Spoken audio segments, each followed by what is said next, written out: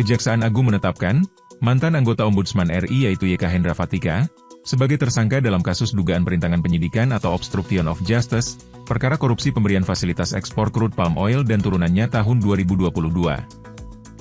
Direktur Penyidikan Jaksa Agung Muda Bidang Tindak Pidana Khusus yaitu Syarif Sulaiman Nahdi mengatakan, YK terbukti dengan sengaja mencegah merintangi, atau menggagalkan penyidikan penuntutan dan pemeriksaan di sidang pengadilan terhadap terdakwa perkara tipikor dalam pemberian fasilitas ekspor CPO dan turunannya tahun 2022. Sebelumnya, Kejagung juga menyita sejumlah barang bukti, dari penggeledahan di kantor Ombudsman serta rumah Komisioner YK Hendra Fatika. Syarif Sulaiman Nahdi mengatakan, penggeledahan dilakukan penyidik terhadap rumah YH, yang berada di kawasan Cibubur, Jakarta Timur. Syarif menjelaskan, dari penggeledahan di dua lokasi itu penyidik menyita dokumen hingga barang bukti elektronik, yang diduga terkait dalam kasus tersebut. Atas perbuatannya Kejagung menetapkan YK Hendra Fatika, sebagai tersangka dalam kasus dugaan perintangan penyidikan, atau obstruction of justice perkara korupsi pemberian fasilitas ekspor crude palm oil, dan turunannya tahun 2022.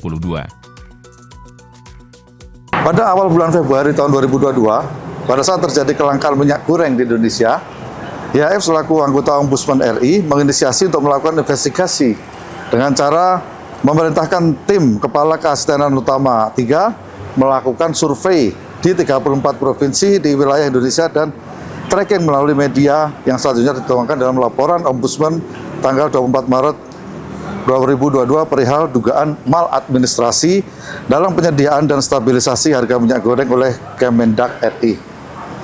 Bahwa Saudara YHF telah merubah materi laporan informasi Ombudsman RI tersebut yang semula terkait dengan kelangkaan minyak goreng menjadi pencabutan DMO atau Domestic Market Obligation untuk kepentingan ekspor yang disusun secara melawan hukum sehingga ketentuan Kementerian Perdagangan RI terkait DMO direkomendasikan Ombudsman RI untuk dicabut.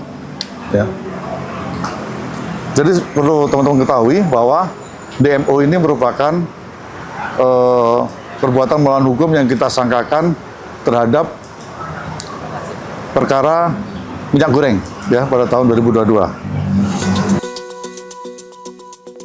Kejagung menahan mantan anggota Ombudsman RI yaitu YK Hendra Fatika, selama 20 hari ke depan di Rutan Salemba Cabang Kejaksaan Agung.